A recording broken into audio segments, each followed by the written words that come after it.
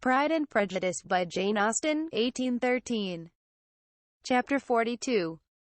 Had Elizabeth's opinion been all drawn from her own family, she could not have formed a very pleasing opinion of conjugal felicity or domestic comfort. Her father, captivated by youth and beauty, and that appearance of good humor which youth and beauty generally give, had married a woman whose weak understanding and illiberal mind had very early in their marriage put an end to all real affection for her. Respect, esteem, and confidence had vanished forever, and all his views of domestic happiness were overthrown. But Mr. Bennet was not of a disposition to seek comfort for the disappointment which his own imprudence had brought on, in any of those pleasures which too often console the unfortunate for their folly or their vice. He was fond of the country and of books, and from these tastes had arisen his principal enjoyments. To his wife he was very little otherwise indebted than as her ignorance and folly had contributed to his amusement. This is not the sort of happiness which a man would in general wish to owe to his wife.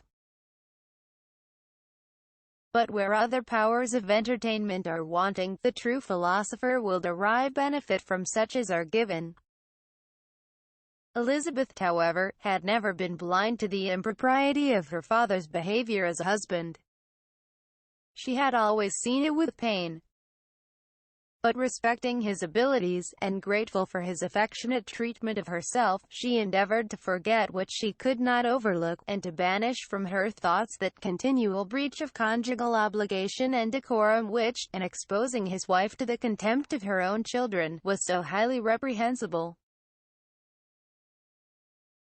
But she had never felt so strongly as now the disadvantages which must attend the children of so unsuitable a marriage, nor ever been so fully aware of the evils arising from so ill-judged a direction of talents. Talents which, rightly used, might at least have preserved the respectability of his daughters, even if incapable of enlarging the mind of his wife. When Elizabeth had rejoiced over Wickham's departure, she found little other cause for satisfaction in the loss of the regiment. Their parties abroad were less varied than before, and at home she had a mother and sister whose constant repinings at the dullness of everything around them threw a real gloom over their domestic circle. And, though Kitty might in time regain her natural degree of sense, since the disturbers of her brain were removed, her other sister, from whose disposition greater evil might be apprehended, was likely to be hardened in all her folly and assurance by a situation of such double danger as a watering place and a camp.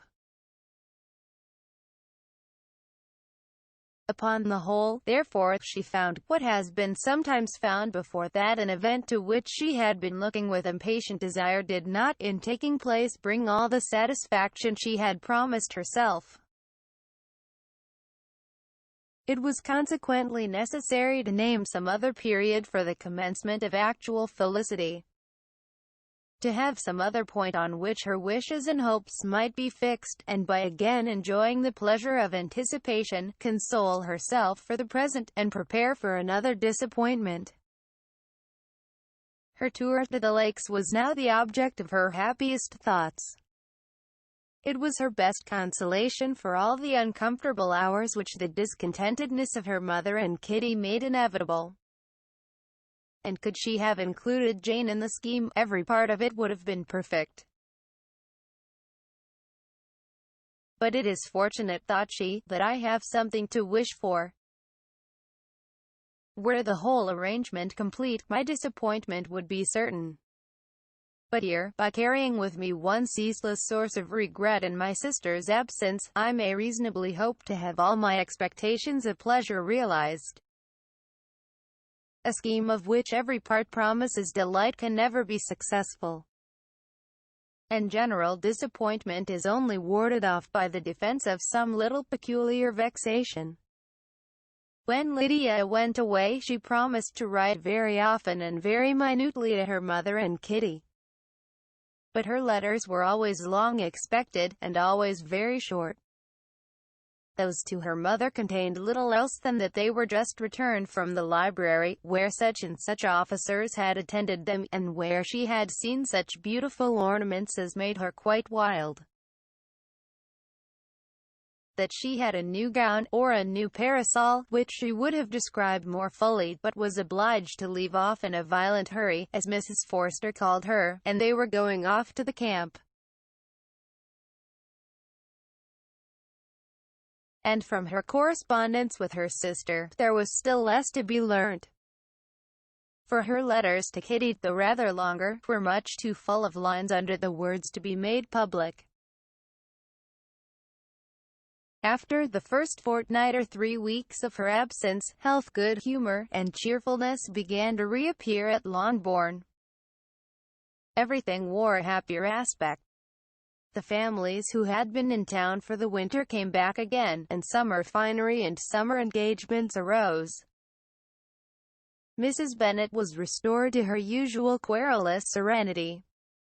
And, by the middle of June, Kitty was so much recovered as to be able to enter Meriden without tears.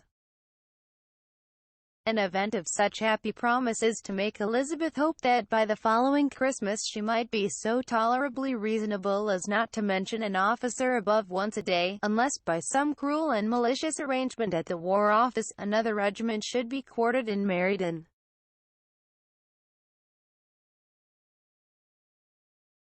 The time fixed for the beginning of their northern tour was now fast approaching, and a fortnight only was wanting of it when a letter arrived from Mrs. Gardiner, which at once delayed its commencement and curtailed its extent.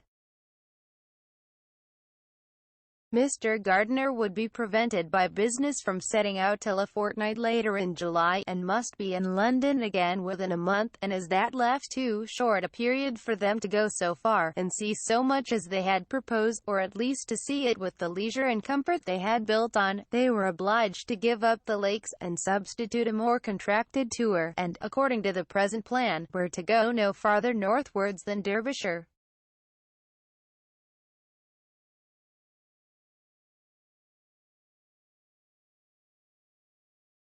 In that county there was enough to be seen to occupy the chief of their 3 weeks. And to Mrs. Gardiner it had a peculiarly strong attraction. The town where she had formerly passed some years of her life, and where they were now to spend a few days, was probably as great an object of her curiosity as all the celebrated beauties of Matlock, Chatsworth, Dovedale, or the Peak. Elizabeth was excessively disappointed. She had set her heart on seeing the lakes, and still thought there might have been time enough. But it was her business to be satisfied, and certainly her temper to be happy. And all was soon right again. With the mention of Derbyshire there were many ideas connected. It was impossible for her to see the word without thinking of Pemberley and its owner. "But surely," said she, "I may enter his county with impunity, and rob it of a few petrified spars without his perceiving me." The period of expectation was now doubled. 4 weeks were to pass away before her uncle and aunt's arrival. But they did pass away, and Mr. and Mrs. Gardiner, with their 4 children, did at length appear at Longbourn. The children, 2 girls of 6 and 8 years old, and 2 younger boys, were to be left under the particular care of their cousin Jane, who was the general favourite, and whose steady sense and sweetness of temper exactly adapted her for attending to them in every way, teaching them, playing with them, and loving them. The Gardiners stayed only one night at Longbourn, and set off the next morning with Elizabeth in pursuit of novelty and amusement. One enjoyment was certain: that of suitableness of companions. A suitableness which comprehended health and temper to bear inconveniences, cheerfulness to enhance every pleasure, and affection and intelligence which might supply it among themselves if there were disappointments abroad. It is not the object of this work to give a description of Derbyshire, nor of any of the remarkable places through which their route thither lay. Oxford, Blenheim, Warwick, Kenilworth, Birmingham, etc., are sufficiently known. A small part of Derbyshire is of the present concern to the little town of Lambton, the scene of Mrs. Gardiner's former residence, and where she had lately learned some acquaintance still remained. They bent their steps, after having seen all the principal wonders of the country, and within 5 miles of Lambton, Elizabeth found from her aunt that Pemberley was situated. It was not in their direct road, and nor more than a mile or two out of it. In talking over their route the evening before, Mrs. Gardiner expressed an inclination to see the place again. Mr. Gardiner declared his willingness, and Elizabeth was applied to for her approbation. "My love, should not you like to see a place of which you have heard so much?" said her aunt. "A place, too, with which so many of your acquaintances are connected. Wickham passed all his youth there, you know." Elizabeth was distressed. She felt that she had no business at Pemberley, and was obliged to assume a disinclination for seeing it. She must own that she was tired of seeing great houses. After going over so many, she really had no pleasure in fine carpets or satin curtains. Mrs. Gardiner abused her stupidity. "If it were merely a fine house richly furnished," said she, "I should not care about it myself. But the grounds are delightful. They have some of the finest woods in the country." Elizabeth said no more, but her mind could not acquiesce. The possibility of meeting Mr. Darcy, while viewing the place, instantly occurred. It would be dreadful. She blushed at the very idea, and thought it would be better to speak openly to her aunt than to run such a risk. But against this there were objections, and she finally resolved that it could be the last resource, if her private inquiries to the absence of the family were unfavorably answered. Accordingly, when she retired at night, she asked the chambermaid whether Pemberley were not a very fine place, what was the name of its proprietor, and, with no little alarm, whether the family were down for the summer. A most welcome negative followed the last question, and her alarms now being removed, she was at leisure to feel a great deal of curiosity to see the house herself. And when the subject was revived the next morning, and she was again applied to, could readily answer, and with a proper air of indifference, that she had not really any dislike to the scheme. To Pemberley, therefore, they were to go.